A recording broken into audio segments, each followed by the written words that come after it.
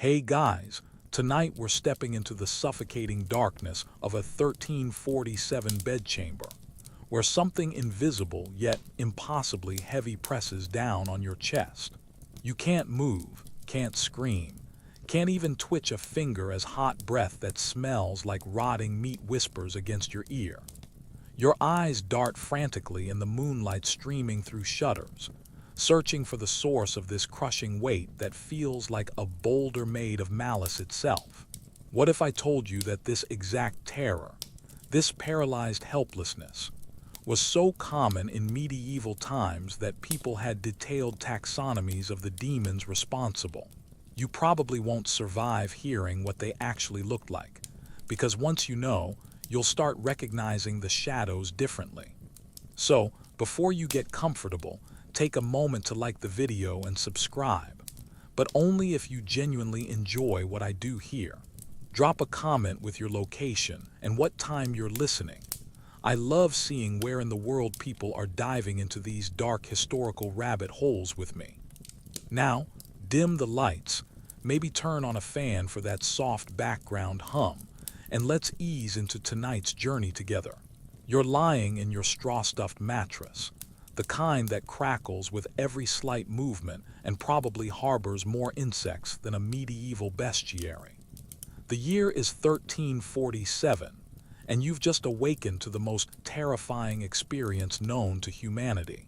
Complete physical paralysis while your mind screams in perfect, horrible clarity. But this isn't just sleep paralysis as we understand it today. This is a demonic visitation, and everyone from your village priest to the traveling physician knows exactly which type of supernatural entity has chosen you as tonight's victim. The weight on your chest isn't metaphorical. It's a living, breathing creature that medieval people described with the precision of modern field guides. You feel its claws, always claws, digging through your rough-spun nightshirt and into your ribs. The pressure builds until you're certain your sternum will crack like kindling. Yet somehow you continue breathing in short, panicked gasps that sound unnaturally loud in the stone-walled chamber. Medieval chroniclers recorded thousands of these encounters with obsessive detail that would make modern sleep researchers weep with envy. They knew the difference between a mere attack and an incubus visitation, the way we distinguish between different types of headaches. The symptoms, duration, and even the seasonal patterns were cataloged with scholarly precision that puts our contemporary understanding to shame. Your paralyzed body becomes a prison, while your mind catalogs every sensation with crystal clarity. The creature's weight shifts, and you feel what can only be described as fingers, but wrong somehow, too long and ending in points that scratch rather than touch. Medieval accounts consistently describe this tactile element that modern science struggles to explain: the physical sensation of contact during what should be purely neurological episodes. The room fills with a presence so malevolent that your skin crawls despite your inability to move. This isn't the vague unease of a bad dream. This is the specific, targeted hatred of something that knows you intimately and despises everything about your existence. Medieval people understood this emotional component as evidence of demonic intelligence, not random neural misfiring. Historians still argue whether these detailed medieval accounts represent more vivid experiences than modern sleep paralysis, or simply more colorful interpretations of identical phenomena. What's undeniable is that 14th century sufferers possessed a vocabulary for these terrors that we've largely lost, describing gradations of supernatural attack that sound almost clinical in their specificity. You try to pray, but your throat produces only the faintest wheeze. This detail appears in countless medieval accounts. The inability to speak holy words during demonic visitation was considered proof of supernatural interference rather than simple vocal cord paralysis. The demon feeds on your helplessness, growing heavier with each failed attempt at speech. The experience stretches endlessly, though medieval physicians calculated that most attacks lasted the time required to recite 3 pater nosters, roughly 3 to 5 minutes. Time distorts during paralysis, and you feel as though hours pass while the creature explores your immobilized form with what can only be described as professional interest, like a craftsman examining raw materials.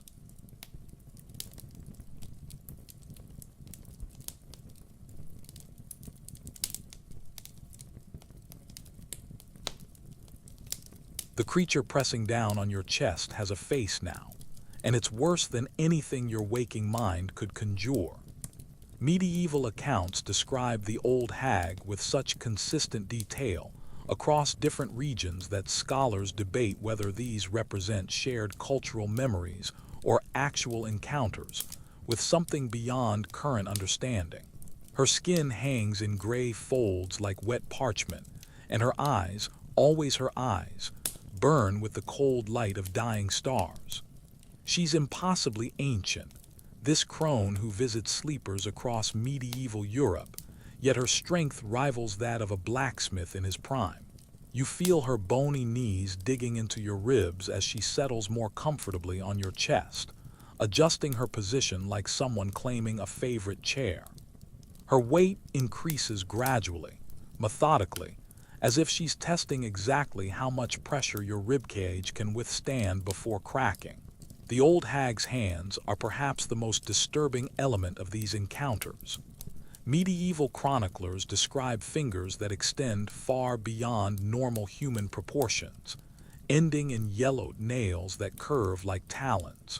She uses these appendages to explore your paralyzed form with clinical precision, tracing patterns on your skin that burn like ice. Some accounts mention her counting your ribs, as if cataloging your bones for future reference. Her breath carries the stench of centuries, not just death, but the accumulated decay of every grave she's visited, every corpse she's examined.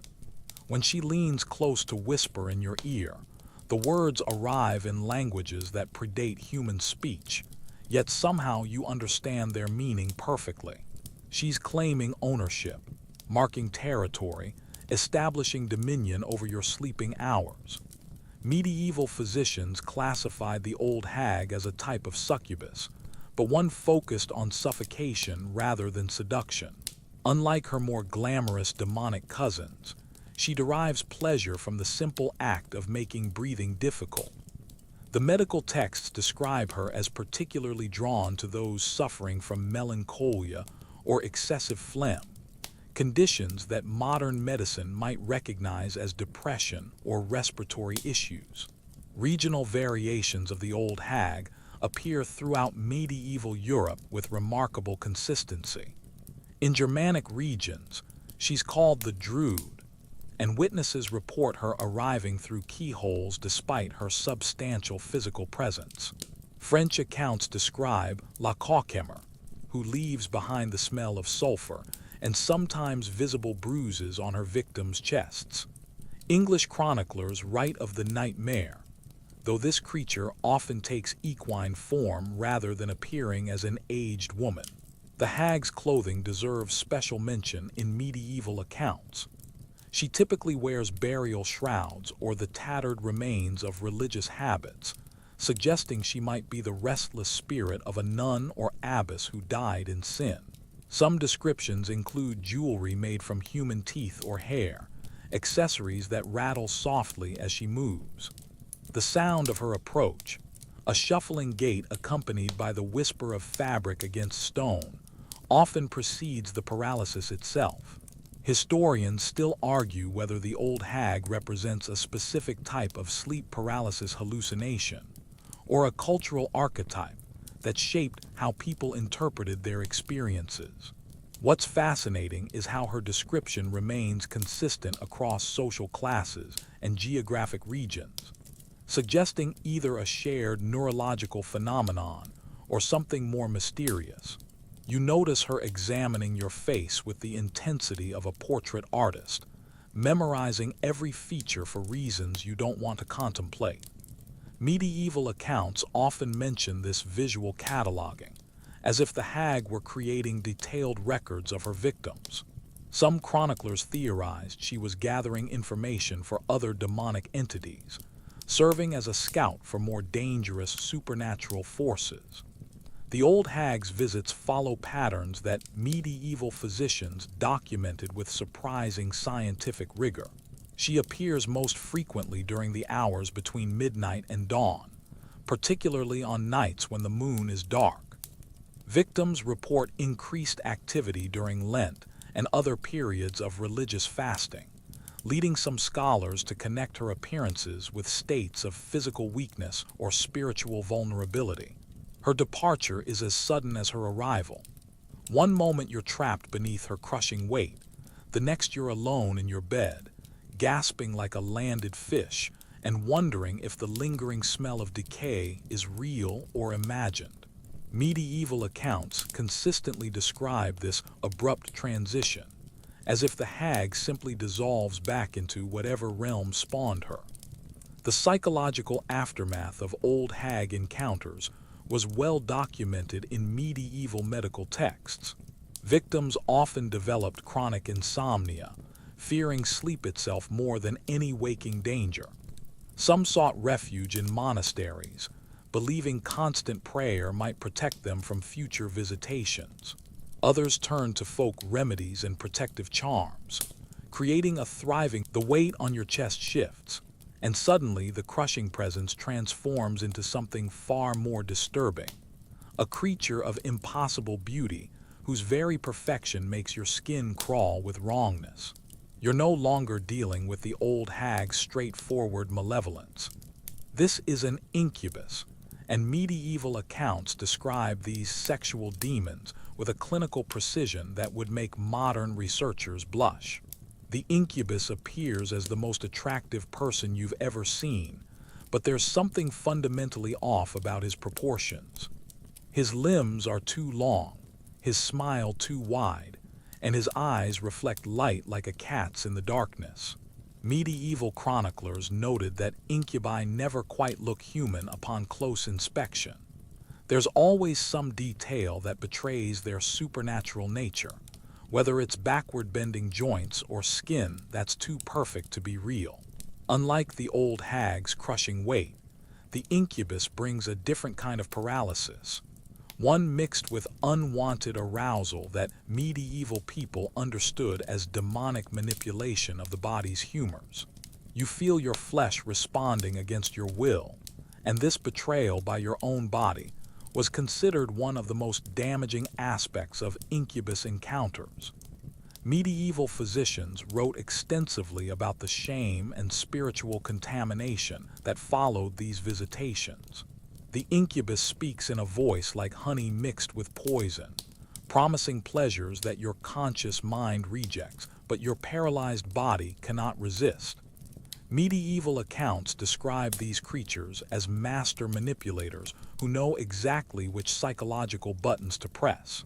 They whisper about secret desires you've never admitted to yourself, using knowledge that could only come from supernatural observation of your most private moments.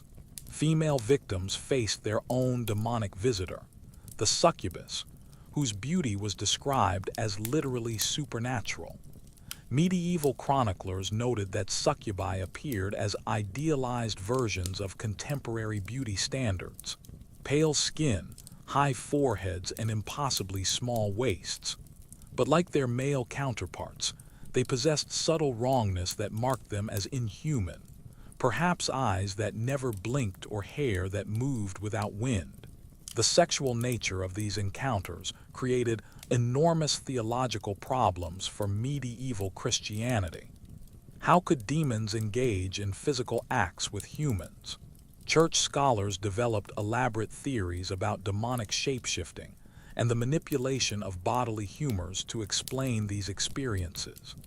Some theologians argued that incubi and succubi were actually the same demons changing form, collecting seed from men to impregnate women with demonic offspring. Medieval medical texts describe the physical aftermath of incubus and succubus encounters with disturbing detail. Victims reported exhaustion that lasted for days, as if their life force had been partially drained. Some developed mysterious marks on their bodies, scratches, bruises, or bite marks that appeared overnight. Women sometimes claimed pregnancy after succubus visitations, leading to complex theological debates about demonic conception. The psychological impact of these encounters was profound and well documented. Medieval chroniclers noted that victims often became obsessed with their demonic visitors, developing what we might now recognize as symptoms of trauma bonding. Some actively sought out repeat encounters, despite understanding the spiritual danger involved. This addiction-like behavior was seen as evidence of demonic corruption of the soul. Regional variations in incubus and succubus lore reveal fascinating cultural differences in medieval sexuality. Germanic accounts emphasize the demons' shape-shifting abilities, while French chroniclers focus on their seductive techniques. English texts often describe these creatures as punishment for sexual sins, while Italian accounts sometimes portray them as tragic figures cursed to seek human contact they can never truly achieve. Historians still argue whether these accounts represent sleep paralysis with sexual hallucinations or cultural interpretations of nocturnal emissions and erotic dreams. What's undeniable is that medieval people possessed sophisticated understanding of the psychological complexity surrounding these encounters, recognizing both the physical and emotional manipulation involved. The incubus's touch burns like ice, leaving invisible marks that you'll feel for days afterward. Medieval accounts consistently describe this paradoxical sensation, simultaneous heat and cold that seems to penetrate beyond mere skin into something deeper. Some chroniclers theorize that demons existed partially outside normal physical reality, explaining why their touch felt different from human contact. Protection against incubi and succubi became a major concern for medieval households. Unlike other demons who might be deterred by simple prayers, these sexual entities required more sophisticated countermeasures. Iron objects placed under beds, specific herbal mixtures, and elaborate blessing rituals were all employed to prevent these unwanted nocturnal visitors. The Church's response to incubus and succubus encounters was complex and often contradictory. While officially condemning these experiences as demonic deception, many clergy members privately acknowledged their reality and developed specialized exorcism rites for affected individuals. The morning after your demonic encounter, you face a choice that could determine your eternal salvation. Report the visitation to your parish priest and risk being branded a heretic, or seek help from the village wise woman whose remedies work, but whose methods the Church considers dangerously pagan. This tension between official Christian doctrine and folk beliefs about sleep demons created one of medieval society's most fascinating theological battlegrounds. Your local priest, Father Benedict, represents the Church's official position on demonic visitations. According to canonical doctrine, demons can only attack humans with God's explicit permission, making your paralysis either divine punishment for hidden sins or a test of faith similar to Job's trials. He'll want to know what transgressions might have opened you to demonic influence. Perhaps you've been harboring lustful thoughts, or maybe you skipped too many morning prayers. The Church's theological framework for sleep demons was surprisingly sophisticated, drawing from centuries of scholarly debate about the nature of evil and the limits of demonic power. Official doctrine held that demons were fallen angels who retained their supernatural abilities but lost their connection to divine grace. They could manipulate physical matter and influence human perception, but they couldn't truly create anything new, only corrupt or distort what God had already made. But step outside the church walls, and you'll find a completely different understanding of your nocturnal visitor. Old Marta, the village herbalist, knows exactly which type of demon attacked you based on your description, and she has remedies that have protected local families for generations. Her knowledge comes from sources the church would rather forget. Pre-Christian traditions that understood sleep paralysis as spiritual warfare, requiring specific countermeasures. The conflict between these worldviews created fascinating compromises in medieval demon lore. Many folk remedies were Christianized by adding prayers or holy symbols to traditional protective practices. Iron horseshoes hung above beds became acceptable when blessed by priests, and herbal mixtures gained legitimacy when prepared while reciting Ave Marias. This syncretism allowed people to hedge their bets, appealing to both Christian and pagan protective forces. Medieval chroniclers documented hundreds of cases where church doctrine clashed with lived experience of sleep demons. Priests insisted that proper faith and regular confession should provide complete protection against demonic attack. Yet even devout Christians continued experiencing visitations. This led to increasingly complex theological explanations involving concepts of predestination, divine testing, and the mysterious ways of providence. The church's approach to sleep demon victims varied dramatically depending on local politics and individual clergy members' beliefs. Progressive priests might acknowledge the reality of demonic visitation while emphasizing prayer and sacramental protection. Conservative clergy often dismissed these experiences as products of guilty consciences or excessive imagination, prescribing penance for the sin of believing in demonic power over faithful Christians. Folk traditions, meanwhile, offered practical solutions that often proved more effective than theological explanations.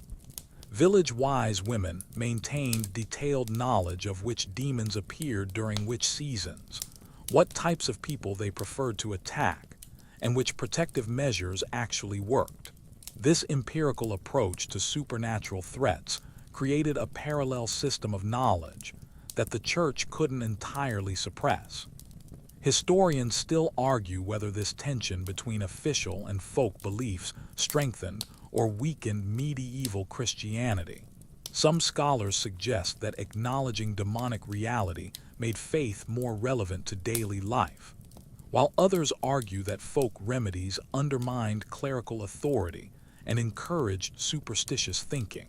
The most interesting cases involved clergy members who experienced sleep paralysis themselves. Monastery records contain surprisingly frank accounts of monks and nuns reporting demonic visitations, creating theological crises about why consecrated religious couldn't protect themselves through prayer alone. These incidents often led to elaborate exorcism rituals, and sometimes resulted in affected clergy being transferred to different monasteries. Regional differences in church policy toward sleep demons reveal the medieval world's theological diversity. Germanic bishops often took a harder line against folk remedies, while Celtic Christianity showed more tolerance for traditional protective practices.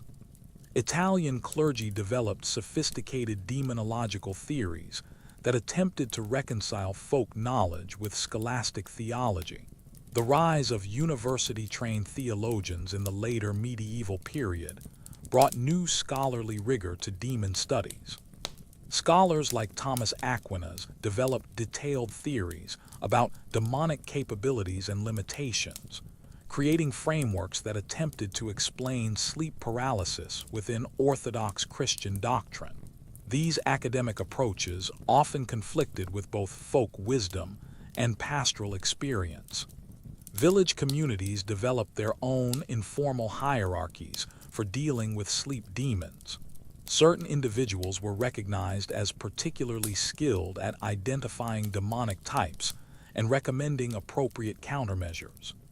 These local experts often worked closely with sympathetic clergy members, creating unofficial networks that bridged the gap between church doctrine and practical demon defense. The economic impact of this theological conflict was substantial. People spent considerable money on both official church remedies, special masses, blessed objects, indulgences, and folk protections like iron amulets, herbal mixtures, and your demon's appearance changes dramatically depending on which side of the Alps you call home, and medieval chroniclers documented these regional variations with the precision of modern anthropologists mapping cultural differences. The creature pressing down on your chest in a German village looks nothing like the entity terrorizing sleepers in rural England, yet both serve the same fundamental purpose: transforming sleep from refuge into battleground. In the Germanic regions, you encounter the Druid, a shape-shifting entity that arrives through impossibly small openings despite her substantial physical presence. Medieval German accounts describe her squeezing through keyholes like smoke, then materializing into solid form once inside your chamber. The Druid appears as a middle-aged woman wearing traditional peasant clothing, but her most distinctive feature is her ability to transform her hands into animal claws at will. Witnesses report watching her fingers elongate and sharpen before their paralyzed eyes, a transformation that seems to cause her visible pleasure. The Druid's preferred method of attack involves sitting on her victim's chest while simultaneously attempting to steal their breath through their mouth. German chroniclers describe a sensation of having air slowly sucked from your lungs, while the creature's weight makes inhalation nearly impossible. She's particularly drawn to households where someone has recently died, leading to theories that she feeds on grief and emotional vulnerability. Cross the English Channel, and you'll meet an entirely different type of nocturnal visitor. The English pinching spirit appears as a wizened old man no taller than a child, but with the strength of a full-grown blacksmith. Rather than crushing weight, he specializes in methodical torture through pinching, twisting, and prodding his paralyzed victims. Medieval English accounts describe waking up with mysterious bruises and welts that correspond exactly to where the spirit's tiny fingers explored during the night. The pinching spirit's behavior follows strict rules that English folk wisdom documented in remarkable detail. He always enters through windows rather than doors, preferring chambers on upper floors of houses. His attacks intensify during the week before major Christian holidays, suggesting some connection to religious calendar cycles. Most unusually, he seems to avoid attacking pregnant women and young children, focusing his attention on adults in their prime working years. French sleep demons take on an entirely different character, reflecting that culture's more sophisticated approach to supernatural encounters. La Coquimère appears as an elegantly dressed noblewoman whose beauty is marred by subtle wrongness, perhaps eyes that are slightly too large or skin with an unnatural luminescent quality. She doesn't crush or pinch. Instead, she whispers elaborate prophecies about her victim's future while they lie paralyzed and helpless. These French demonic prophecies were taken seriously enough that medieval chroniclers recorded many of them, creating an extensive archive of supernatural predictions. La Coquimère typically foretold deaths, marriages, and major life changes with disturbing accuracy, leading some scholars to theorize that she represented the subconscious mind's ability to process subtle social cues that conscious awareness missed. Italian sleep demons reflect that region's classical heritage, often appearing as corrupted versions of Roman mythological figures. The strega natina manifests as a beautiful woman with serpents for hair, clearly drawing inspiration from Medusa legends. Unlike her ancient predecessor, however, the strega's gaze doesn't turn victims to stone. Instead, It induces a paralysis that feels like being encased in invisible marble while remaining fully conscious. Scandinavian accounts describe the Mara, a creature that arrives as a ball of light before transforming into a horse-like entity that tramples its victims without leaving physical marks. The Mara's attacks were so well documented in medieval Norse culture that specific legal remedies existed for dealing with them. Icelandic law codes included provisions for prosecuting individuals suspected of sending Maras to attack their neighbors, treating these supernatural assaults as seriously as physical violence. The Celtic regions developed perhaps the most complex taxonomy of sleep demons, distinguishing between dozens of different entity types based on subtle variations in behavior and appearance. The Irish Dearg Dhu appears as a beautiful woman in a red dress who drains life force through prolonged eye contact. The Welsh BW Bach manifests as a small, hairy creature that specializes in creating terrifying auditory hallucinations while its victims lie paralyzed. Historians still argue whether these regional variations represent different cultural interpretations of identical neurological phenomena, or evidence that medieval people were encountering genuinely different types of supernatural entities. What's undeniable is that each culture developed sophisticated systems for classifying and responding to their local sleep demons. The most fascinating aspect of these regional differences is how they reflect broader cultural values and fears. Germanic demons emphasize physical strength and direct confrontation, mirroring that culture's warrior traditions. French entities focus on prophecy and social manipulation, reflecting a society increasingly concerned with political intrigue. Italian demons draw on classical learning, while Celtic creatures emphasize the thin boundary between natural and supernatural worlds. Trade routes and cultural exchange gradually spread knowledge of foreign sleep demons throughout medieval Europe. Merchants returning from distant lands brought stories of new demonic types, leading to fascinating hybrid encounters, where traditional local entities appeared alongside imported supernatural threats. These cross-cultural pollinations created increasingly complex demonological systems that attempted to categorize and understand the full spectrum. Your medieval physician, Master Aldrich, approaches your sleep demon encounter with the same scientific rigor he applies to broken bones and fever treatments. According to the dominant medical theory of the 1300s, your paralysis results from an imbalance of the four bodily humors: blood, phlegm, yellow bile, and black bile, creating conditions that attract demonic entities like rotting meat draws flies. This isn't superstition. It's cutting-edge medical science based on centuries of scholarly observation and classical Greek texts. The humoral theory explains sleep paralysis through a complex interaction between your body's internal chemistry and external supernatural forces.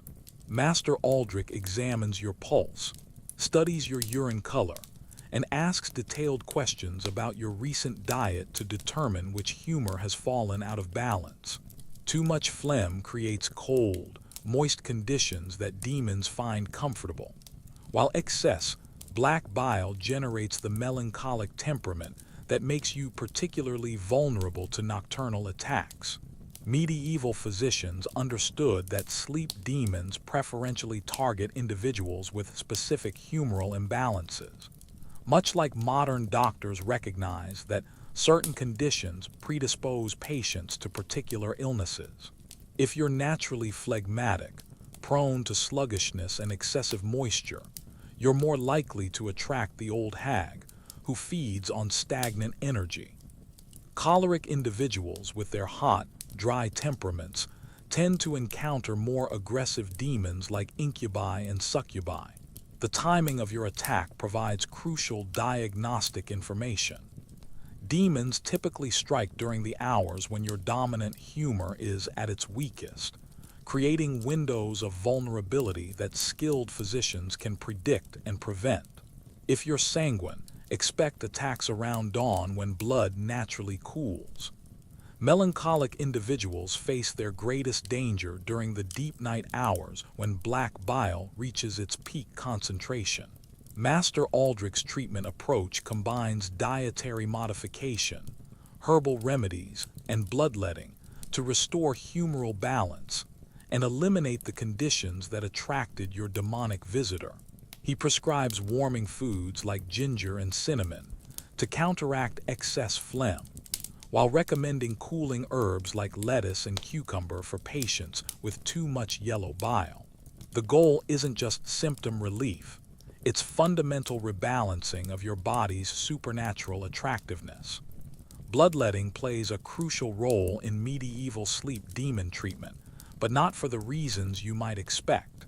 Physicians understood that demons feed on corrupted humors, particularly blood that has become stagnant or overheated. By removing small amounts of blood at specific times and locations, they could eliminate the supernatural bait that draws nocturnal entities to your bedside. The sophistication of medieval humoral diagnosis would surprise modern sleep researchers. Physicians maintained detailed charts correlating demon types with specific humoral imbalances, seasonal variations, and even astrological influences. They knew that Mars in ascendancy increased choleric vulnerability to succubi, while Saturn's influence made melancholic individuals more susceptible to crushing-type demons. Medieval medical texts describe sleep paralysis as a condition where the soul becomes temporarily trapped between waking and sleeping states, creating a liminal space that demons can exploit. This isn't metaphorical. Physicians believed the soul literally existed in a vulnerable position during these episodes, partially separated from the body's protective humoral matrix. Treatment protocols varied based on your social class and occupation. Peasants received simple herbal remedies and dietary advice, while wealthy patients could afford complex treatments involving imported spices, precious stones, and elaborate bloodletting procedures. Clergy members received specialized treatments that combined medical intervention with theological protection, acknowledging their unique spiritual vulnerabilities. Historians still argue whether medieval humoral theory represents primitive medicine or sophisticated understanding of psychosomatic connections that modern science is only beginning to rediscover.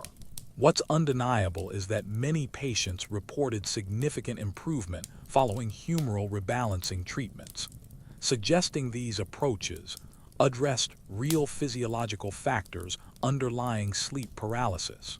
The diagnostic process itself was remarkably thorough.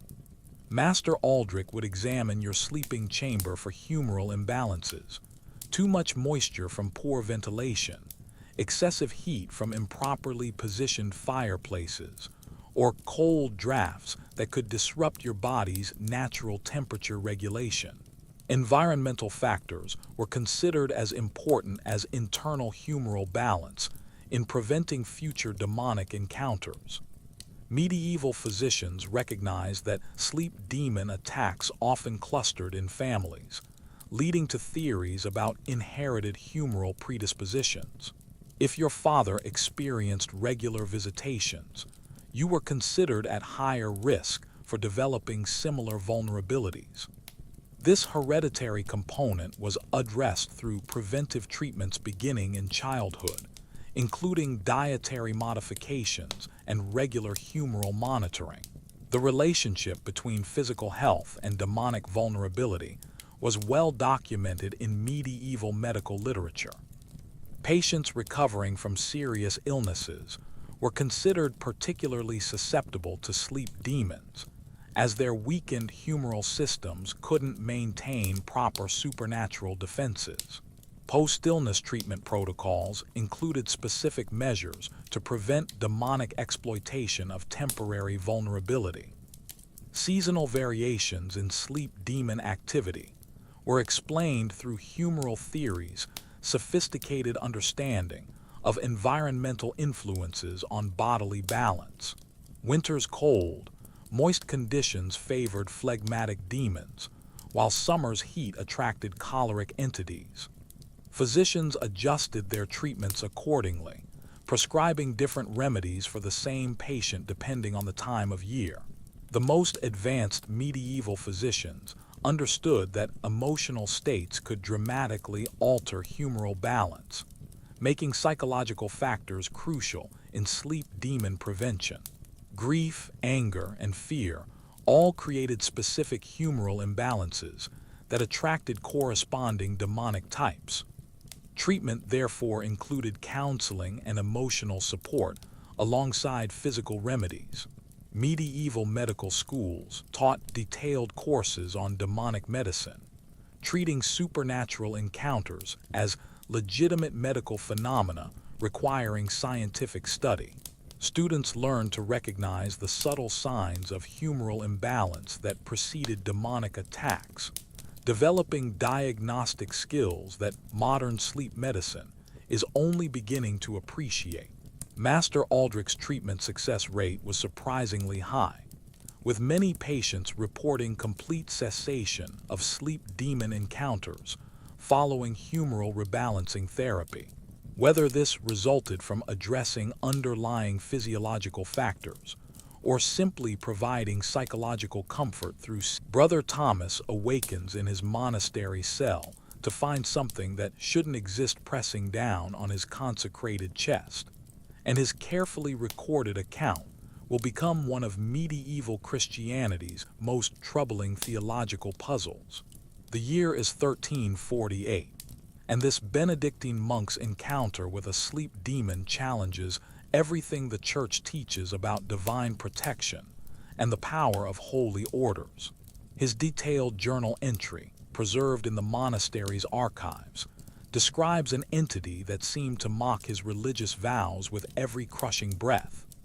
The demon appears to Brother Thomas as a grotesque parody of religious authority, a figure wearing the tattered remains of episcopal robes, complete with a corrupted bishop's mitre that seems to be made from human skin rather than silk.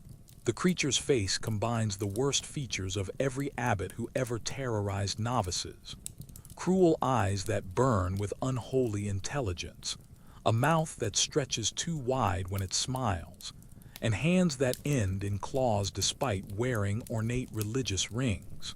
Brother Thomas's paralysis feels different from the accounts you've heard from village peasants. Instead of simple physical crushing, he experiences what he describes as spiritual suffocation, a sensation that his soul is being slowly pressed out of his body while demonic whispers corrupt his evening prayers. The entity seems to know every sin he's ever committed, every doubt he's harbored about his faith, every moment of spiritual weakness that has plagued his monastic career. The monastery's records reveal that Brother Thomas isn't alone in his supernatural struggles. The abbey's infirmary logs document dozens of similar encounters among the religious community, creating a pattern that deeply troubled the abbot and visiting church investigators. These weren't isolated incidents, but systematic demonic infiltration of what should have been Christianity's most protected spaces. Sister Marguerite's account from the nearby convent adds another layer of complexity to monastic sleep demon encounters. Her visitor appears as a beautiful young man claiming to be an angel of light, offering visions of divine glory while simultaneously paralyzing her body with what she describes as false holiness. The theological implications are staggering. If demons can perfectly mimic angelic appearances, how can even the most devout religious distinguish between divine visitation and supernatural deception? The timing of these monastic encounters follows patterns that church investigators documented with growing alarm. Attacks intensify during major religious festivals, particularly during Holy Week and the Christmas season, when spiritual defenses should theoretically be strongest. The demons seem to feed on religious devotion itself, growing more powerful as their victims increase their prayers and fasting. Brother Francis's experience introduces another disturbing element to monastic sleep demon lore. His attacker appears as a perfect duplicate of himself, creating a theological crisis about the nature of identity and spiritual possession. The doppelganger demon knows every detail of Brother Francis's life, speaks in his exact voice, and even recites his personal prayers with perfect accuracy, while simultaneously crushing the life from his paralyzed body. The monastery's response to these encounters reveals the institutional church's struggle to maintain theological consistency while protecting its most devoted servants. Official policy required affected monks to undergo extensive confession and penance, based on the assumption that demonic attack indicated hidden sin or spiritual weakness. Yet many of the targeted religious were among the community's most exemplary members, creating uncomfortable questions about divine justice. Historians still argue whether these monastic accounts represent more vivid sleep paralysis experiences among individuals primed for supernatural encounters, or evidence that religious environments somehow attracted more powerful demonic entities. What's undeniable is that medieval monasteries developed sophisticated protocols for dealing with nocturnal supernatural attacks that went far beyond simple prayer and holy water. The theological debates surrounding monastic sleep demons produced some of medieval Christianity's most complex demonological theories. Scholars argued whether demons could enter consecrated ground, whether religious vows provided supernatural protection, and why God permitted such attacks on his most faithful servants. These discussions influenced church doctrine for centuries and contributed to the development of formal exorcism rites. Brother Augustine's journal provides perhaps the most disturbing account of monastic sleep demon encounters. His attacker appears as the crucified Christ himself, but corrupted and wrong in ways that make his faith crumble even as his body remains paralyzed. The demon speaks in Latin scripture, but twists the words into blasphemous mockeries that burn themselves into Brother Augustine's memory, creating lasting spiritual trauma that no amount of prayer seems able to heal. The convent records reveal that female religious faced their own unique demonic challenges. Sister Catherine describes encounters with entities that appear as idealized versions of the Virgin Mary, offering false comfort while slowly draining her spiritual strength. These Marian demons were particularly troubling because they exploited the nuns' deepest devotional practices, turning their most sacred relationships into sources of supernatural terror. The monastery's library contains detailed exorcism records documenting attempts to cleanse affected religious of demonic influence. These procedures often lasted for days, involving multiple priests and elaborate ritual protocols that combined traditional Catholic rites with older, more questionable practices. Success rates were disturbingly low, with many affected monks and nuns continuing to experience visitations despite intensive spiritual intervention. The economic impact of monastic sleep demon encounters was substantial. Monasteries spent enormous sums on protective measures, blessed candles, holy relics, imported incense, and payments to traveling exorcists. Some communities relocated entire dormitories or rebuilt sleeping quarters according to specifications designed to prevent demonic infiltration. The psychological toll on monastic communities was equally severe. Affected religious often developed chronic insomnia, fearing sleep itself more than any earthly danger. Some left religious life entirely, unable to reconcile their supernatural experiences with their faith. Others became obsessed with demonic lore, spending their days studying demonology texts in desperate attempts to understand their nocturnal tormentors. The most troubling aspect of these monastic encounters was their apparent intelligence and purpose. Unlike the random attacks experienced by laypeople, demons targeting religious communities seemed to follow strategic plans designed to undermine faith and corrupt spiritual practice. They knew exactly which theological doubts to exploit, which sacred memories to corrupt, and which spiritual wounds to reopen. The illuminated manuscript spread before you glows with gold leaf and vibrant pigments, but the image it depicts will haunt your dreams for years to come. Medieval scribes didn't just write about sleep demons. They painted them with meticulous detail that transforms abstract terror into visual nightmare. The marginalia of a 1340s psalter shows a creature that perfectly matches the entity currently pressing down on your paralyzed chest, suggesting these artistic depictions weren't imaginative fantasy, but documentary evidence of supernatural encounters. Brother Illuminator Matthias dips his finest brush into a mixture of ground lapis lazuli and egg tempera, carefully adding shadows to the demon's elongated fingers as they wrap around a sleeping figure's throat. His artistic training at the monastery scriptorium emphasized accuracy above beauty.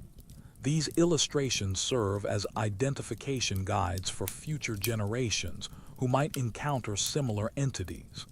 Every detail matters. The specific curve of the creature's claws, the exact shade of its mottled skin, the particular way its weight distributes across a victim's chest. The most famous artistic depiction of sleep demons appears in the margins of the Codex Diabolicus, a 14th century manuscript that combines religious texts with detailed demonological illustrations. The old hag appears in stunning detail across multiple pages, shown from different angles like a modern police sketch. Her face combines human and animal features in ways that seem impossible yet disturbingly familiar to anyone who's experienced her nocturnal visits. Medieval artistic conventions for depicting sleep demons followed strict iconographic rules that modern art historians are only beginning to understand. Demons attacking men typically appear larger and more physically imposing, while those targeting women often emphasize seductive beauty corrupted by subtle wrongness. The paralyzed victims are always shown with wide-open eyes, emphasizing the conscious awareness that makes sleep paralysis so terrifying. The technical challenges of illustrating supernatural entities pushed medieval artists to develop innovative techniques that wouldn't be seen again until the Renaissance. Scribes used special pigments that seemed to shift color depending on viewing angle, creating images that appeared to move when manuscripts were tilted toward candlelight. Some illustrations incorporated actual silver leaf that tarnished over time, making demon faces appear to age and decay as the centuries passed. Regional artistic styles influenced how sleep demons were depicted across medieval Europe. Germanic manuscripts show blocky, powerful creatures that emphasize physical strength and crushing weight. French illuminations favor more elegant demons with elongated proportions and sophisticated facial expressions. English artistic tradition depicts sleep demons as grotesque combinations of human and animal features, often incorporating local wildlife into their supernatural anatomy. The Liber Somnorum Malorum, Book of Evil Dreams, represents the pinnacle of medieval sleep demon illustration. Created by an anonymous monk who claimed to have experienced over 100 demonic visitations, this manuscript contains the most detailed visual catalog of nocturnal entities ever produced. Each demon is shown in multiple poses, approaching, attacking, and departing, with accompanying text describing their specific behaviors and preferred victims. Color symbolism played a crucial role in medieval demon illustration. Red represented the heat of hellfire and demonic rage, while black suggested the void of spiritual emptiness. Green indicated corruption and decay, often used for demons associated with disease or death. Blue, surprisingly, was sometimes used for the most dangerous entities, representing the cold intelligence of fallen angels who retained their supernatural knowledge. The artistic process of creating demon illustrations was considered spiritually dangerous work that required special protective measures. Scribes often fasted and prayed before beginning demon-related artwork, and some monasteries required artists to undergo confession immediately after completing such illustrations. The belief was that accurately depicting demonic entities might attract their attention or provide them with pathways into the physical world. Historians still argue whether medieval demon illustrations represent artistic interpretation of described encounters or attempts to create accurate visual records of supernatural phenomena. The remarkable consistency across different manuscripts and regions suggests either shared cultural symbols or documentation of real entities that appeared similarly to multiple witnesses. The most disturbing aspect of medieval sleep demon art is how closely these 700-year-old illustrations match modern sleep paralysis descriptions. Contemporary sufferers often express shock when shown medieval manuscripts, recognizing details they thought were unique to their own experiences. This consistency across centuries raises uncomfortable questions about whether these artistic depictions captured something more than cultural imagination. Manuscript marginalia reveals that medieval readers actively used demon illustrations for identification and protection purposes. Many surviving texts show evidence of reader annotations, notes comparing illustrated demons to personal encounters, additions of protective symbols, or modifications to make the images less frightening. These manuscripts served as practical guides rather than mere artistic curiosities. The technical skill required to create accurate demon illustrations led to the development of specialized artistic techniques that influenced broader medieval art. Methods for depicting supernatural light, techniques for showing transparent or semi-corporeal entities, and innovations in representing psychological states through visual imagery all emerged from the practical need to document demonic encounters. Some manuscripts contain illustrations that seem to move when viewed peripherally, an effect achieved through careful manipulation of line weight and shading. Medieval artists understood that sleep demons often appeared most clearly in peripheral vision, and they developed techniques to recreate this visual uncertainty in static images. The preservation of these illustrated manuscripts required special care, as many contained images considered too disturbing for general viewing. Monastery libraries often kept demon-illustrated texts in restricted sections, available only to clergy members dealing with supernatural encounters. Some manuscripts were chained to reading desks to prevent unauthorized access to their dangerous visual content. The influence of sleep demon illustration extended beyond religious manuscripts into secular art forms. Decorative elements in medieval architecture, textile patterns, and even jewelry designs often incorporated stylized demon motifs that served both aesthetic and protective functions. These artistic elements created a visual The iron horseshoe hanging above your bed isn't just rustic decoration. It's a carefully positioned supernatural barrier that medieval people understood could mean the difference between peaceful sleep and nocturnal demonic assault. Your grandmother's insistence on specific placement wasn't superstition, but practical application of protective knowledge, passed down through generations of families who learned to fight back against their supernatural tormentors. The most fundamental protection against sleep demons begins with iron, a metal that medieval people believed possessed inherent antidemonic properties. Not just any iron would suffice.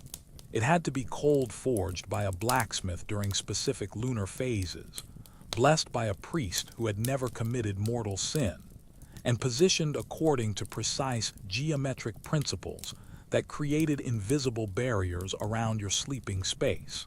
The horseshoe's curved shape was particularly effective because it created a protective arc that demons supposedly couldn't cross. Your bedchamber's layout follows ancient protective principles that modern interior designers would find baffling, but medieval families considered essential survival knowledge. The bed must be positioned so your feet point toward the door, never your head, which would invite demonic approach from your most vulnerable angle. Windows require iron bars arranged in cross patterns, not for security against human intruders, but to prevent supernatural entities from entering through openings that connect interior and exterior spaces. The protective herb bundle hanging from your ceiling contains a carefully balanced mixture of plants that medieval herbalists knew could repel specific types of demons. Vervain drives away incubi and succubi, while rowan berries deter shape-shifting entities like the Germanic druid. Garlic, despite its association with later vampire lore, was primarily used against the old hag, whose ancient nature made her vulnerable to plants with strong life force. Each herb must be harvested during particular moon phases and dried according to specific procedures that preserve their supernatural potency. Holy water plays a crucial role in medieval sleep demon protection, but not in the simple way most people imagine. Rather than random sprinkling, protective protocols require creating geometric patterns around your sleeping area, using blessed water applied with consecrated brushes made from specific animal hairs. The patterns must be renewed weekly, preferably on Sundays after attending Mass, and any break in the lines could provide demonic entry points. The most sophisticated protection systems combined Christian and pre-Christian elements in ways that would have horrified church authorities, but proved remarkably effective against nocturnal supernatural attacks.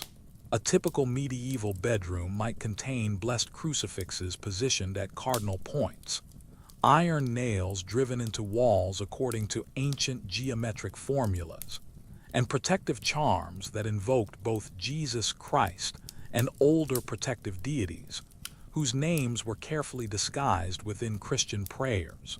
Salt circles represent one of the most universal protective measures against sleep demons, appearing in medieval accounts across all social classes and geographic regions. The salt must be sea salt blessed by a priest during the Feast of the Epiphany, spread in unbroken circles around the bed, while reciting specific prayers that combine Latin liturgy with older protective formulas. Breaking the salt circle, even accidentally, immediately negates its protective power and may actually attract demonic attention. Medieval families developed elaborate bedtime rituals that served both psychological and supernatural protective functions. Children learned to recite specific prayers while touching iron objects, to check that protective herbs remained properly positioned, and to perform cleansing gestures that would banish any demonic entities that might have followed them into the sleeping chamber. These rituals created psychological comfort while maintaining practical supernatural defenses. The timing of protective rituals was considered crucial for their effectiveness. Most protective measures had to be performed during specific hours when demonic power was weakest, typically during the first hour after sunset or immediately before dawn. Protective prayers recited at other times were considered less effective and might even attract unwanted supernatural attention by acknowledging demonic presence during their peak power hours. Historians still argue whether medieval protective rituals worked through psychological comfort, practical environmental modifications that improved sleep quality, or actual supernatural mechanisms that modern science doesn't understand. What's undeniable is that families who followed traditional protective protocols reported significantly fewer sleep demon encounters than those who relied solely on prayer or ignored supernatural threats entirely. Regional variations in protective practices reveal fascinating cultural differences in medieval supernatural understanding.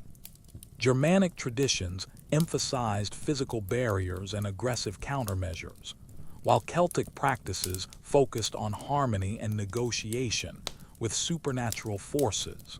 Mediterranean cultures developed complex astrological timing systems for protective rituals, while Scandinavian methods emphasized community-based defenses that protected entire households. The economic impact of sleep demon protection was substantial for medieval families. Iron objects, blessed herbs, holy water, and protective charms represented significant household expenses that competed with basic necessities like food and clothing. Some families spent as much as 10% of their annual income on supernatural protection, treating it as essential infrastructure rather than optional luxury. The most effective protective systems required ongoing maintenance that became integrated into daily household routines. Protective herbs needed regular replacement. Iron objects required periodic re-blessing, and salt circles had to be renewed according to lunar cycles. Families developed complex schedules for maintaining their supernatural defenses, with specific family members assigned responsibility for different protective elements. The social aspects of sleep demon protection created community networks that strengthened medieval village bonds. Families shared protective knowledge, traded rare herbs and blessed objects, and provided mutual support during periods of increased demonic activity. These supernatural defense networks often proved more reliable than official church or governmental protection during times of crisis. The psychological benefits of comprehensive protective systems extended beyond simple peace of mind. Medieval people who maintained proper supernatural defenses reported better sleep quality, reduced anxiety, and improved overall health. Whether these benefits resulted from actual supernatural protection or psychological comfort, the practical impact on medieval quality of life was substantial and well documented.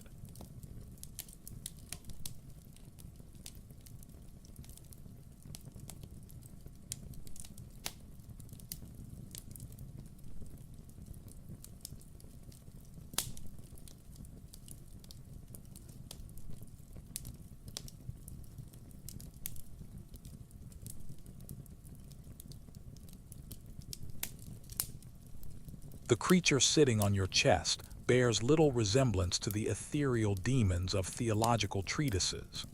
This is the nightmare in its original, literal form, and medieval accounts describe it with the precision of veterinary manuals documenting a particularly dangerous breed of livestock. Its body combines the worst features of horse and human in proportions that violate every natural law, yet somehow achieve a terrifying coherence that makes your paralyzed mind accept its impossible existence. The nightmare's torso resembles that of a massive draft horse, but covered in coarse hair that shifts between black and dark brown, depending on the angle of moonlight streaming through your shutters.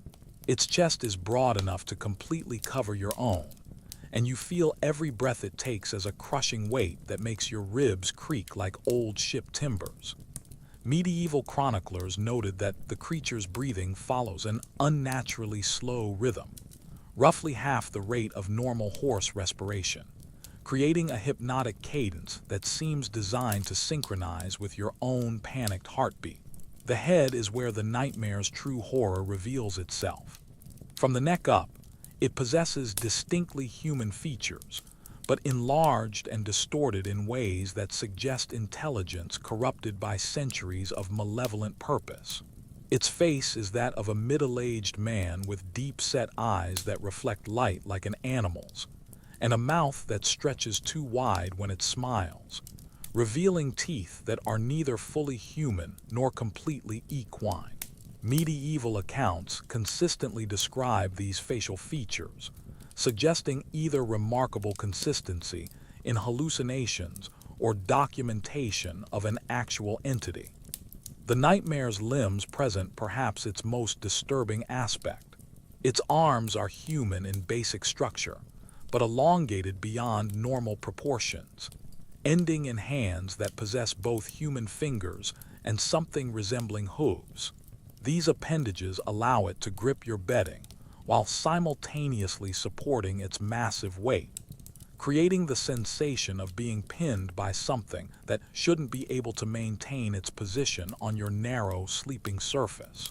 Its legs are purely equine, complete with hooves that you hear clicking against your chamber's stone floor as it adjusts its position throughout the attack. Medieval accounts describe the sound of these hooves as one of the most terrifying aspects of nightmare encounters. The rhythmic clicking that announces the creature's approach, the scraping as it climbs onto your bed, and the final settling as it achieves its preferred crushing position. The nightmare's skin texture combines human and animal characteristics in ways that medieval chroniclers documented with disturbing precision. Where its torso meets human-like arms, the coarse horsehair gradually transitions to skin that feels uncomfortably warm and slightly damp, as if the creature maintains a fever that never breaks. Victims report that this skin has an oily quality that leaves residue on anything it touches, creating stains that resist normal cleaning methods. Medieval physicians theorized that the nightmare represented a specific type of demonic entity that fed on the life force released during moments of extreme terror. Unlike other sleep demons that seemed content with temporary paralysis, the nightmare appeared to be harvesting something more substantial from its victims. Repeated encounters with the same nightmare often left people physically weakened for days afterward, as if some essential energy had been permanently drained. The creature's intelligence becomes apparent through its behavior patterns, which medieval observers documented with scientific precision. The nightmare doesn't simply crush its victims, it studies them, learning their specific fears and vulnerabilities for use in future encounters. It might spend several minutes examining your face before beginning its attack, as if memorizing details for later reference. Regional variations in nightmare descriptions reveal fascinating cultural differences in medieval supernatural understanding. Germanic accounts emphasize the creature's horse-like characteristics, while English chroniclers focus more on its human features.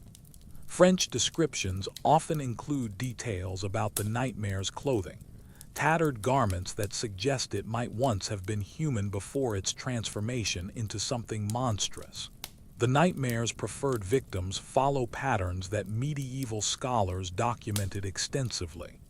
It shows particular interest in individuals who work with horses, stable hands, knights, and traveling merchants who spend significant time around equine animals.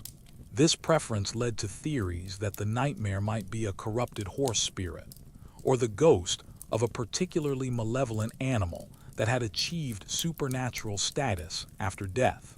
Historians still argue whether the nightmare represents a specific type of sleep paralysis hallucination, influenced by medieval people's close relationship with horses, or documentation of encounters with an actual supernatural entity.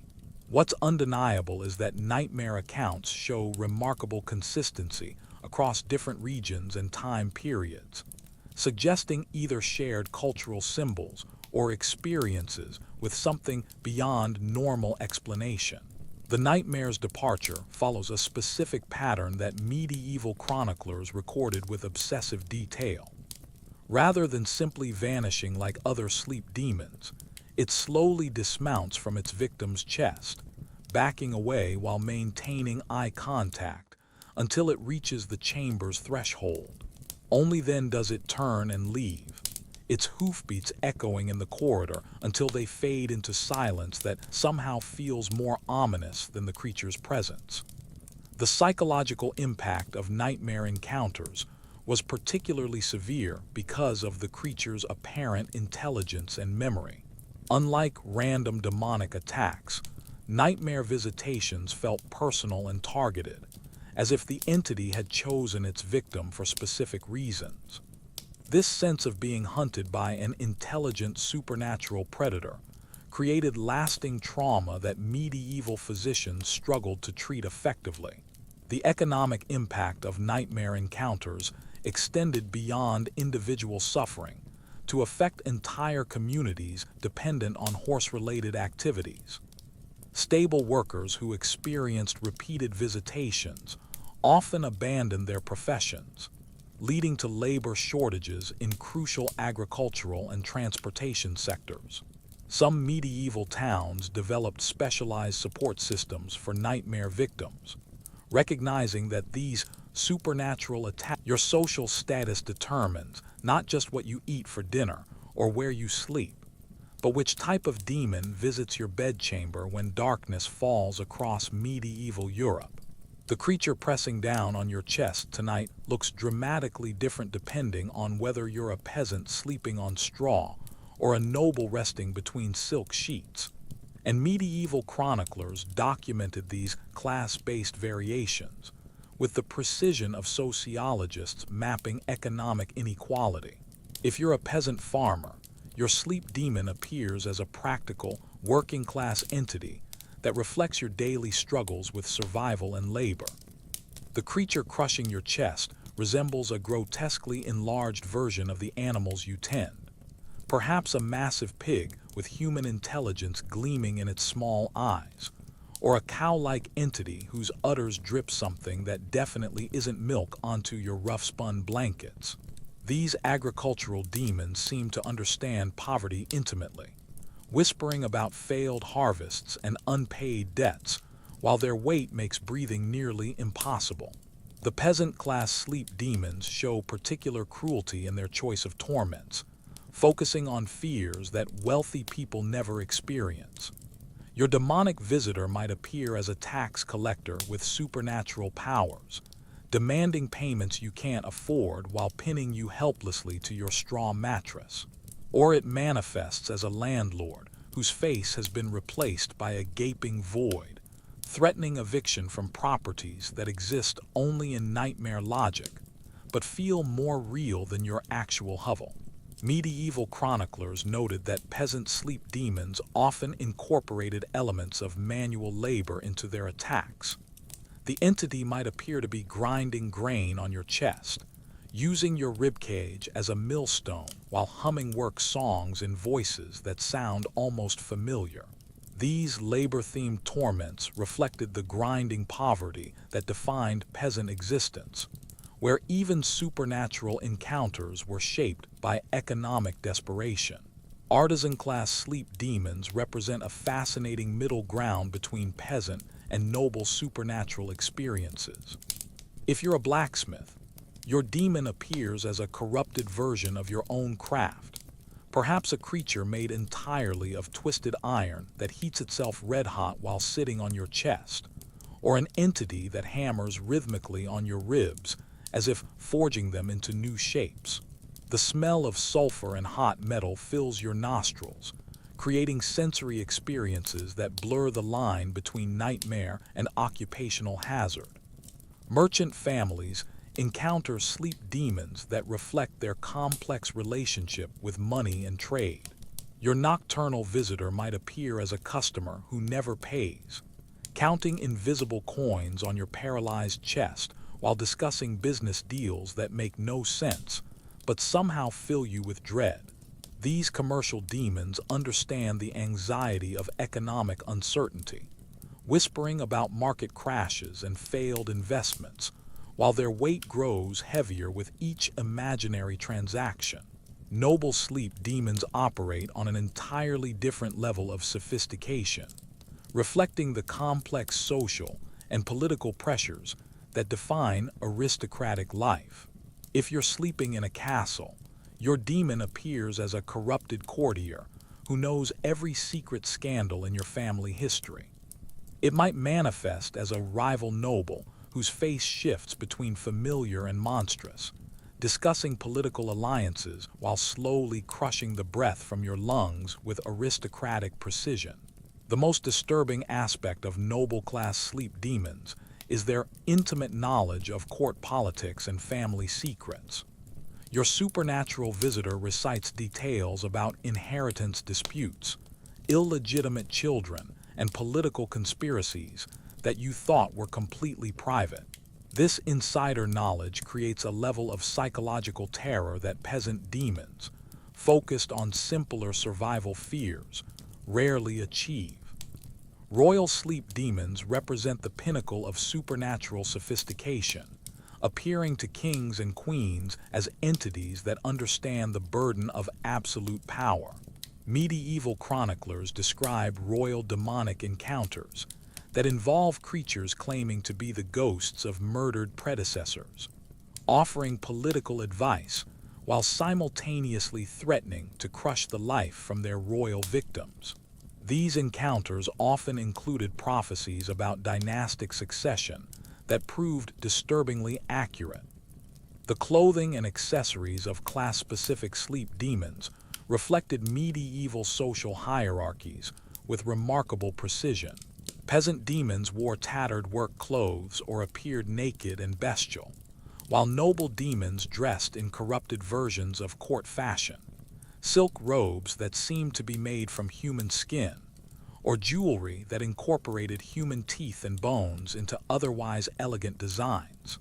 Historians still argue whether these class-based variations in sleep demon encounters represent different types of supernatural entities or cultural interpretations of identical neurological phenomena filtered through social experience. What's undeniable is that medieval people's supernatural experiences were profoundly shaped by their economic and social circumstances.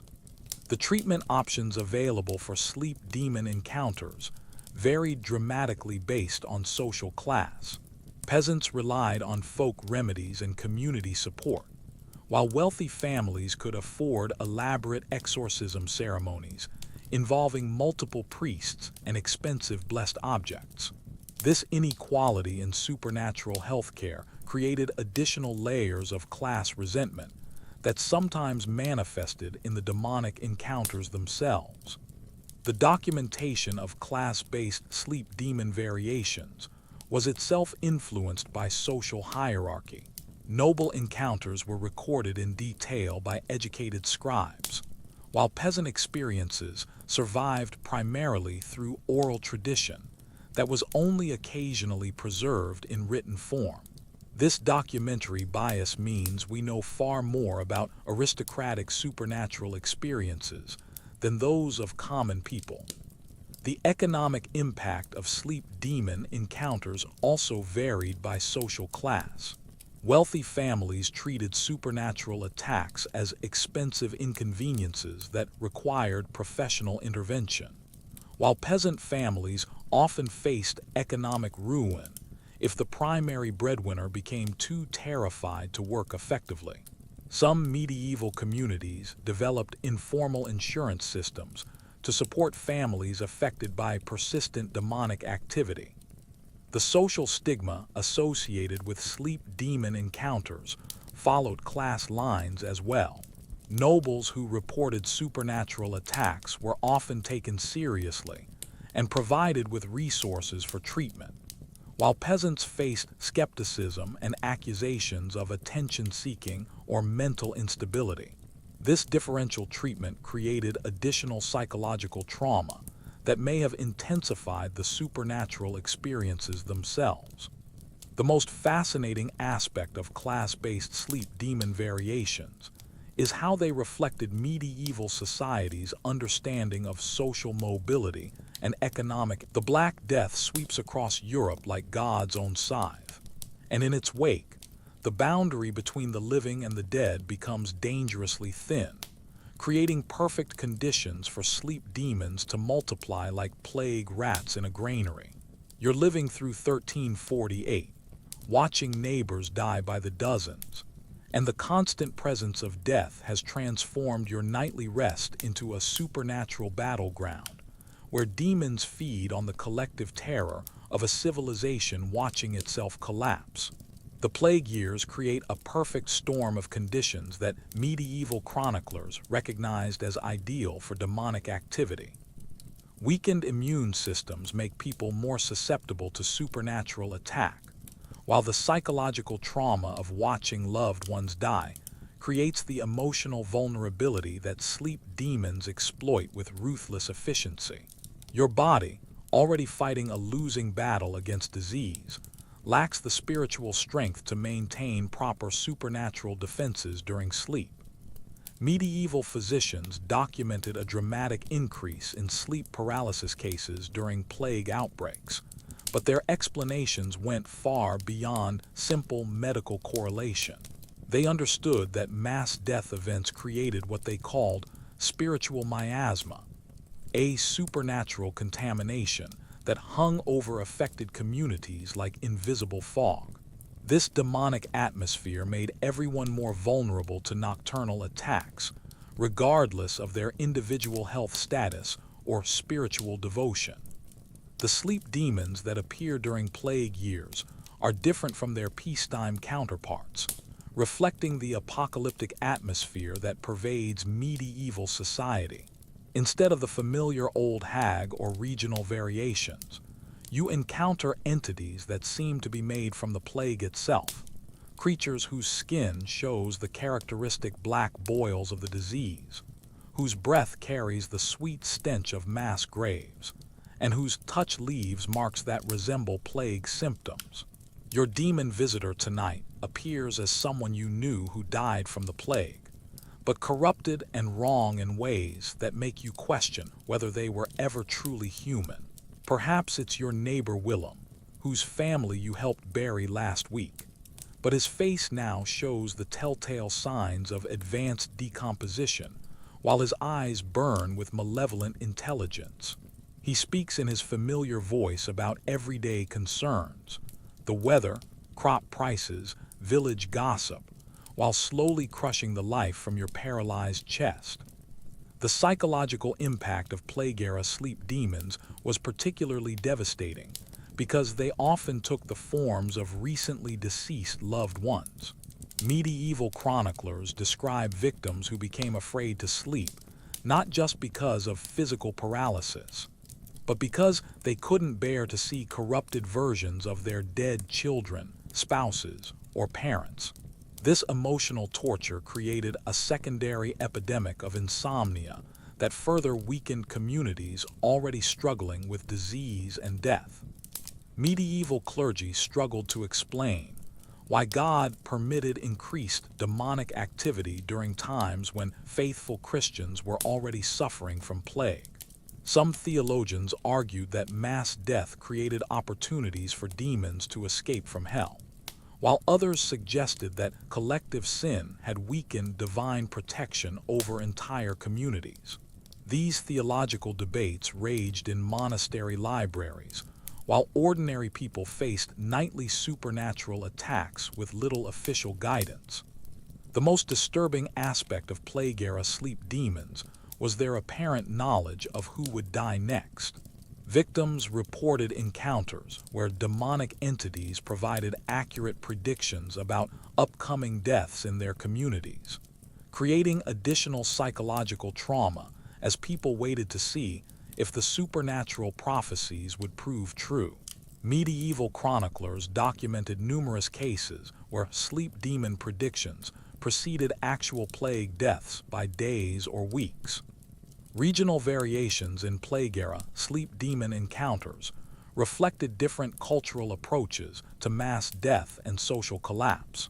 Germanic communities reported demons that appeared as plague doctors with bird-like masks, while French accounts describe entities that manifested as corrupted priests, offering last rites to the living. English chroniclers wrote about demons that took the forms of gravediggers who measured victims for coffins while they lay paralyzed and helpless. The economic disruption caused by plague created additional vulnerabilities that sleep demons exploited with supernatural precision. As trade networks collapsed and social structures crumbled, people faced not just disease but starvation, lawlessness, and economic ruin. Sleep demons during this period often incorporated these broader fears into their attacks, appearing as tax collectors demanding payment from the dead or merchants selling goods that turned to ash when touched. Historians still argue whether the increased sleep demon activity during plague years represented actual supernatural phenomena or psychological responses to extreme trauma and social disruption. What's undeniable is that medieval communities developed sophisticated understanding of the relationship between mass death events and supernatural activity, creating protocols for dealing with increased demonic encounters during times of crisis. The social response to plague-era sleep demons revealed both the best and worst aspects of medieval community life. Some villages organized collective protective measures, with families taking turns maintaining watch over sleeping neighbors to provide psychological comfort and practical assistance. Other communities turned on each other, blaming individuals for attracting demonic attention that threatened the entire group. The medical understanding of plague-era sleep demons combined traditional humoral theory with new observations about the relationship between disease and supernatural vulnerability. Physicians noted that plague survivors often experienced more intense and frequent sleep paralysis episodes, leading to theories about how disease permanently altered the body's spiritual defenses. The documentation of plague-era supernatural encounters was complicated by the social chaos that accompanied mass death events. Many monastery libraries were abandoned or destroyed, taking with them detailed records of demonic activity during the worst years of the plague. The accounts that survive often come from isolated communities that maintained some semblance of social order throughout the crisis.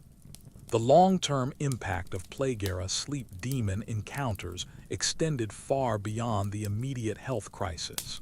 Survivors often carried psychological trauma that made them vulnerable to supernatural attacks for years afterward, creating a secondary epidemic of chronic sleep disorders that affected European communities well into the following century. Medieval physicians developed specialized treatments for what they called plague-touched individuals who continued experiencing demonic visitations long after recovering from the disease itself. The religious response to increased demonic activity during plague years contributed to significant changes in medieval Christian practice. New prayers specifically designed to protect against plague-era demons were incorporated into daily liturgy, while specialized exorcism rites were developed to address the unique characteristics. The demon pressing down on your chest tonight knows your gender as intimately as it knows your deepest fears. And medieval chroniclers documented how supernatural entities tailored their attacks with the precision of predators, who understood that men and women faced fundamentally different vulnerabilities in 14th century society. Your experience of sleep paralysis will be shaped not just by your individual psychology, but by centuries of cultural expectations about what it means to be male or female in a world where gender determines everything from your legal rights to your spiritual obligations.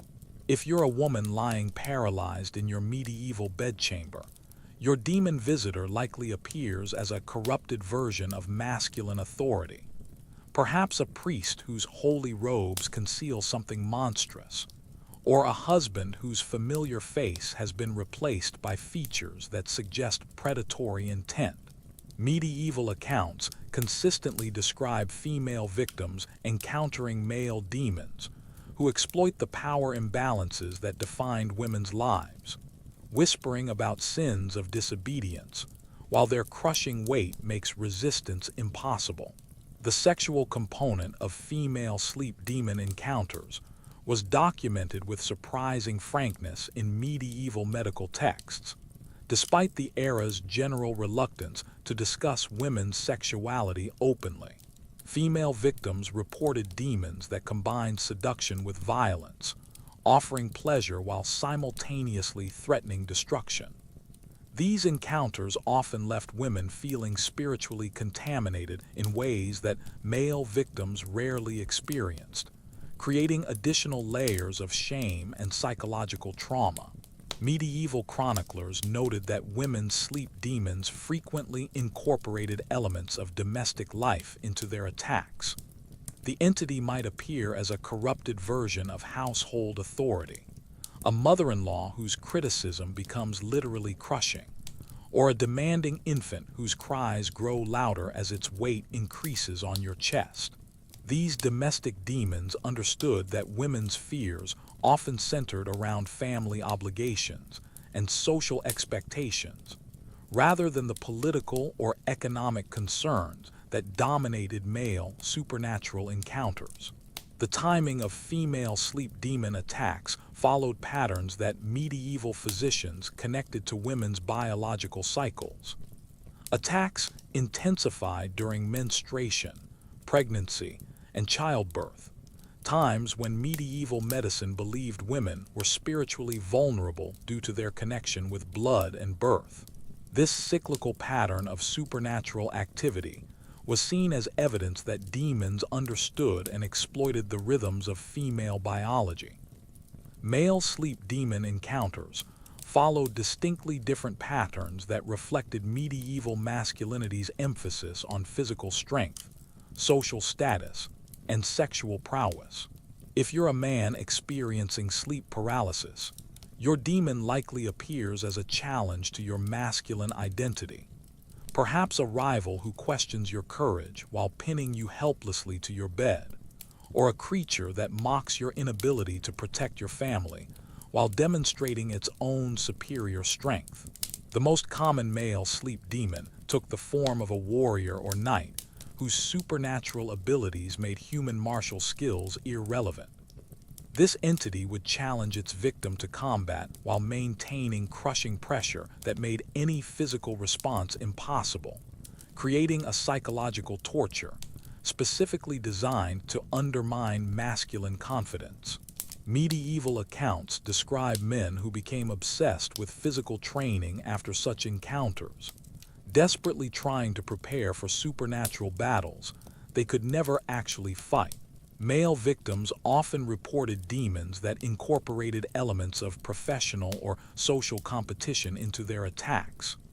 The entity might appear as a more successful merchant, a rival craftsman, or a political opponent who had achieved the status and recognition that the victim desired. These competitive demons understood that medieval masculinity was largely defined through comparison with other men, making relative failure a source of profound psychological vulnerability. The sexual aspects of male sleep demon encounters were typically described in terms of dominance and submission rather than seduction. Male demons often appeared to establish hierarchical superiority over their victims, using sexual humiliation as a tool for psychological control. These encounters challenged medieval assumptions about masculine authority and sexual agency in ways that created lasting trauma. Medieval medical texts noted significant differences in how men and women described their sleep demon encounters, suggesting that gender influenced not just the content of supernatural attacks, but the language available for discussing them. Women often used religious or domestic metaphors to describe their experiences, while men employed military or commercial terminology that reflected their different social roles and cultural expectations. The social response to gendered sleep demon encounters revealed deep-seated medieval assumptions about male and female spiritual vulnerability. Women who reported supernatural attacks were often assumed to have invited demonic attention through moral weakness or spiritual negligence, while men faced questions about their courage and ability to protect their households from supernatural threats. Historians still argue whether these gendered differences in sleep demon encounters represent culturally shaped interpretations of identical neurological phenomena, or evidence that supernatural entities actually tailored their attacks based on their victims' gender. What's clear is that medieval people understood sleep paralysis as fundamentally different experiences for men and women. The treatment approaches for gendered sleep demon encounters reflected medieval medicine's understanding of male and female physiology and psychology. Women received treatments focused on regulating their humoral balance and controlling their supposedly more volatile emotional nature, while men were prescribed remedies designed to strengthen their spiritual authority and masculine resolve. The documentation of gendered sleep demon encounters was itself influenced by medieval assumptions about male and female credibility. Men's accounts were more likely to be recorded in official chronicles and medical texts, while women's experiences often survived only through oral tradition or informal networks of female knowledge sharing. The long-term psychological impact of gendered sleep demon encounters often reinforced existing social hierarchies and gender roles. Women who experienced supernatural attacks might become more submissive and religiously observant, while men often responded by becoming more aggressive and controlling in their attempts to reassert masculine authority. The most fascinating aspect of medieval gendered sleep demon encounters is how they reflected and reinforced cultural anxieties about appropriate masculine and feminine behavior. These supernatural experiences served as nocturnal reminders of social expectations, punishing individuals who strayed too far from accepted gender norms while rewarding conformity to traditional roles.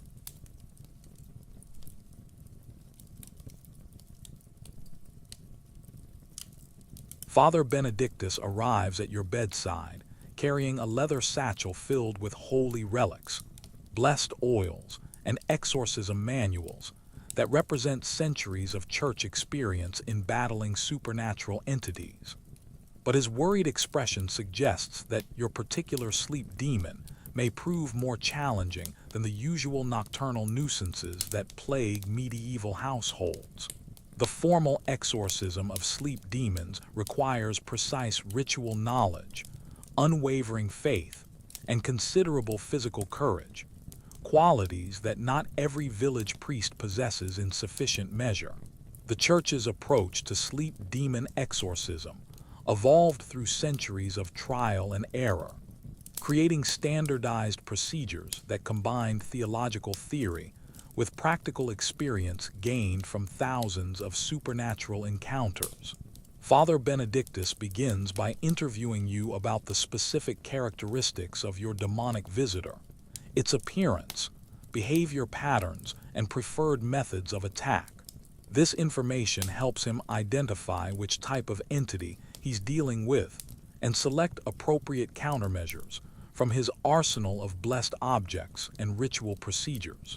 The exorcism chamber must be prepared according to strict protocols that transform your ordinary bedchamber into a spiritual battleground, designed to contain and banish supernatural entities. Father Benedictus sprinkles blessed salt in geometric patterns around your bed, creating barriers that demons supposedly cannot cross.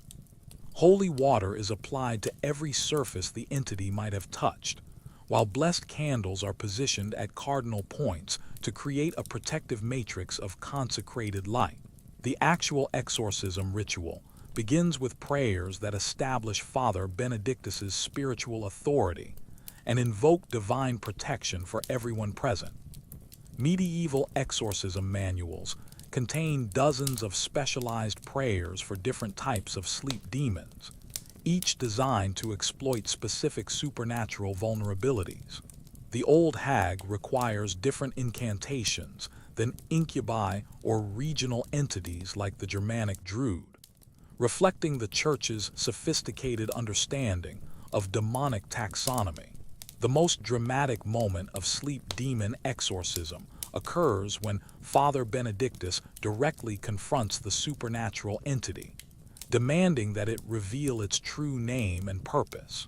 Medieval theology held that demons were compelled to answer direct questions from properly ordained clergy, though they would attempt to lie or mislead whenever possible. This interrogation phase often lasted for hours, with the priest using theological knowledge and spiritual authority to break down the demon's resistance. Your role during the exorcism is both passive and crucial. You must remain completely still while Father Benedictus performs the ritual, but your faith and spiritual cooperation are essential for the procedure's success. Medieval exorcism manuals emphasize that victims who doubt the priest's authority or secretly welcome their demonic visitors will undermine the entire process, potentially making the supernatural attacks worse rather than eliminating them. The physical manifestations of sleep demon exorcism often surprised witnesses who expected purely spiritual procedures. Father Benedictus might observe temperature changes in your chamber, unexplained sounds or movements, and even visible disturbances that suggested supernatural presence. Medieval chroniclers documented cases where exorcism rituals produced physical evidence of demonic activity, strange odors, mysterious stains, or objects that moved without human intervention. The success rate of medieval sleep demon exorcisms varied dramatically depending on the priest's experience, the victim's faith, and the specific type of supernatural entity involved. Simple cases involving recently manifested demons often resolved quickly, while established entities that had been tormenting victims for months or years required multiple exorcism sessions and elaborate ritual procedures that could last for days. Regional variations in exorcism techniques reflected different theological traditions and local supernatural challenges. Germanic priests often employed more aggressive confrontational methods, while Celtic clergy favored negotiation and spiritual diplomacy. Mediterranean exorcists incorporated elements of classical learning and astrological timing, while Scandinavian approaches emphasized community participation and collective spiritual defense. The training required to perform effective sleep demon exorcisms was extensive and specialized, going far beyond ordinary priestly education.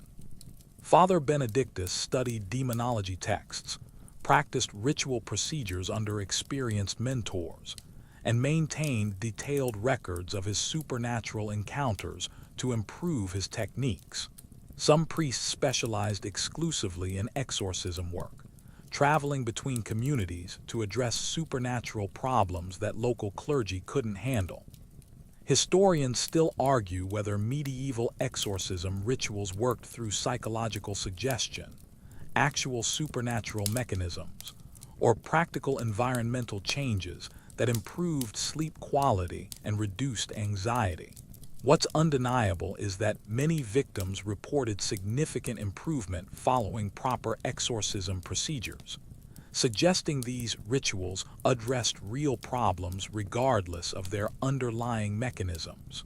The economic cost of professional exorcism services was substantial, creating a two-tiered system where wealthy families could afford elaborate multi-day rituals, while poor households relied on simple blessing ceremonies that were often less effective.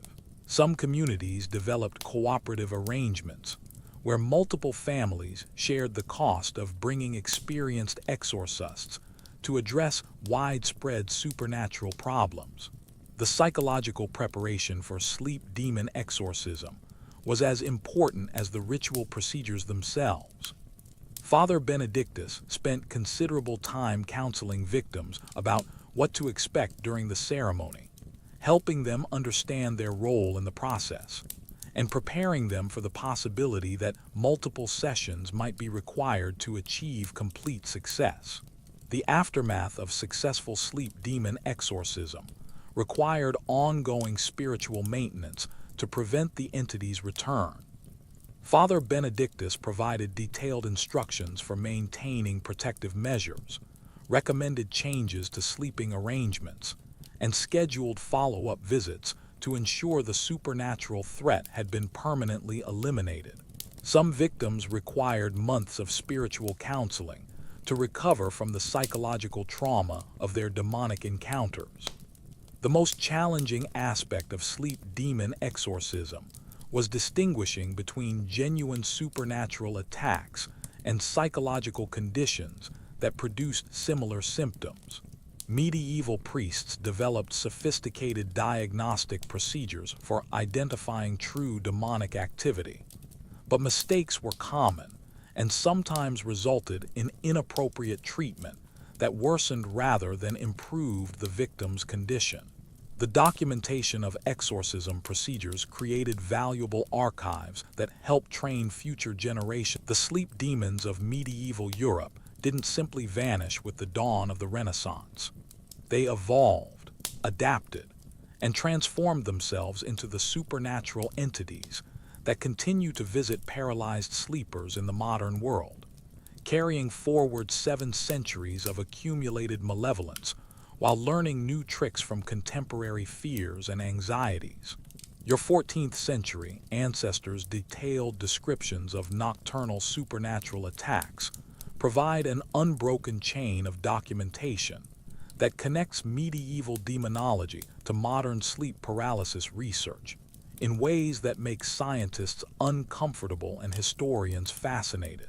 The old hag who crushed medieval chests with her ancient weight has become the shadow person of contemporary sleep paralysis accounts, trading her distinctive appearance for a more ambiguous form that reflects modern skepticism about supernatural entities, while maintaining her essential function as a crushing, malevolent presence. Modern victims describe the same crushing weight, the same sense of malevolent intelligence, and the same inability to move or speak that medieval chroniclers documented with obsessive precision.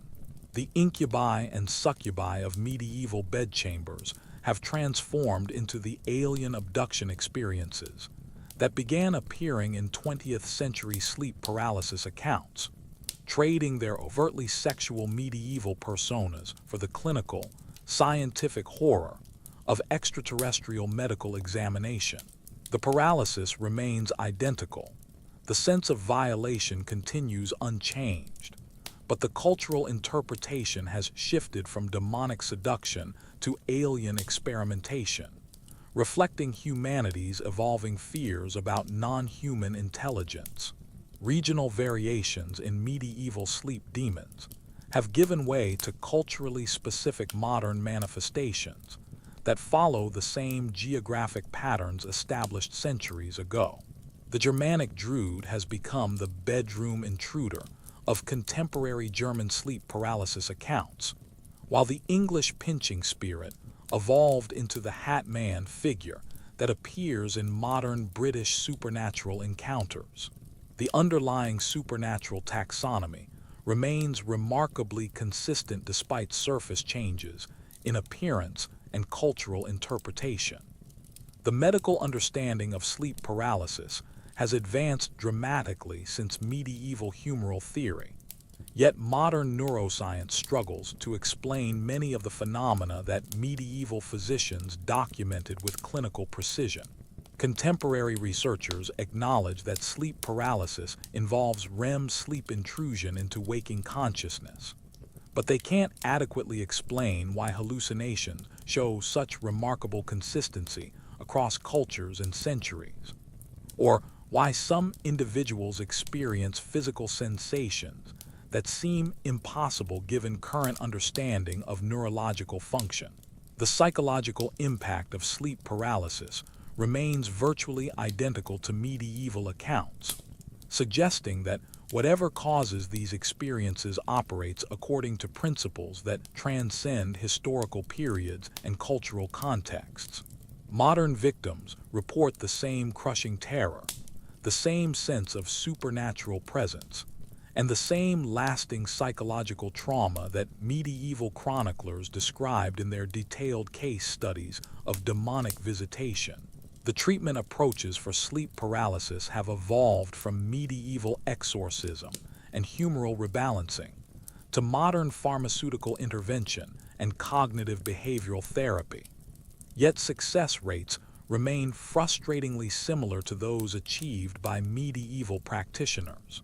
Some contemporary sleep researchers have begun studying traditional protective measures, iron objects, salt circles, and specific sleeping positions, finding that these ancient techniques often prove as effective as modern medical interventions. The documentation of sleep paralysis experiences has expanded from medieval monastery chronicles to internet forums where millions of people share their encounters with entities that sound remarkably similar to the demons their ancestors described centuries ago. This vast archive of contemporary accounts reveals that the fundamental nature of sleep paralysis hasn't changed. Only our cultural frameworks for interpreting and discussing these experiences. The social stigma surrounding sleep paralysis continues to mirror medieval patterns, with modern victims often reluctant to discuss their experiences for fear of being labeled mentally ill or attention-seeking. This reluctance to report supernatural encounters creates the same documentation gaps that plagued medieval chroniclers, suggesting that we may be missing crucial information about the true prevalence and nature of these phenomena. The technological age has introduced new elements to sleep paralysis experiences while preserving their essential medieval characteristics. Modern victims report demons that incorporate contemporary fears, entities that appear to manipulate electronic devices, creatures that seem to understand modern technology, or beings that exploit anxieties about surveillance and privacy. Yet these technological demons still crush their victims' chests, still create the same paralysis, and still generate the same terror that medieval people experienced. The globalization of information has created opportunities to compare sleep paralysis accounts across cultures in ways that medieval chroniclers could never achieve, revealing universal patterns that suggest these experiences involve more than simple cultural conditioning or psychological suggestion. The consistency of reports from isolated communities that have had no contact with Western sleep paralysis research indicates that something fundamental and universal underlies these encounters. The scientific study of sleep paralysis has produced sophisticated theories about brain chemistry, sleep cycles, and neurological function. Yet researchers continue to encounter phenomena that don't fit neatly into materialist explanations. The apparent intelligence of sleep paralysis entities, their ability to respond to environmental changes, and their knowledge of personal information that victims haven't consciously processed all echo the medieval understanding of demons as supernatural beings with their own agenda and capabilities. The future of sleep paralysis research may require integrating medieval demonological knowledge with modern scientific methods, creating hybrid approaches that acknowledge both the neurological and potentially supernatural aspects of these experiences. Some researchers have begun studying historical accounts not as primitive superstition, but as valuable data about phenomena that modern science doesn't fully understand. As you lie in your modern bed, protected by central heating and electric lights, but still vulnerable to the same crushing weight that terrorized your medieval ancestors. You're participating in a supernatural tradition that spans centuries and connects you to countless generations of humans who have faced the same inexplicable terror. The demons may have changed their appearance, but their essential nature remains as mysterious and threatening as it was in the plague-ravaged villages of 14th century Europe. The legacy of medieval sleep demons lives on not just in historical chronicles, but in the continuing experiences of modern people who discover that some aspects of human existence transcend scientific explanation and technological progress. Whether these entities represent neurological quirks, psychological phenomena, or something genuinely supernatural, their persistence across centuries suggests that the boundary between sleep and waking, between natural and supernatural, remains as permeable and dangerous as medieval people understood it to be.